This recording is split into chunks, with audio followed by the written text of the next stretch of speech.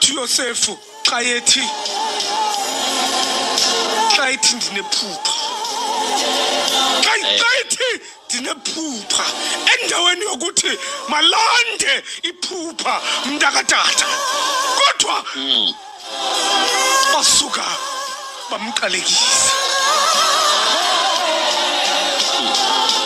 Yazi ke abantu abangancumi umuntu bafuna ukunconywa bona.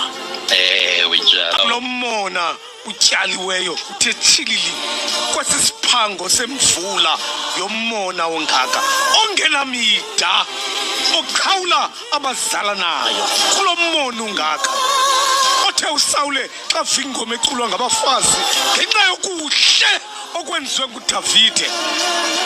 Umbona womgibisela ngentshuntshe ithi iBhayibhile ukusukela lo mini ebona into enhle kaDavide wamcekisa lo mini uSawule kuba engakwazi ukuthi makwande kuwe iba ngamawaka wakho.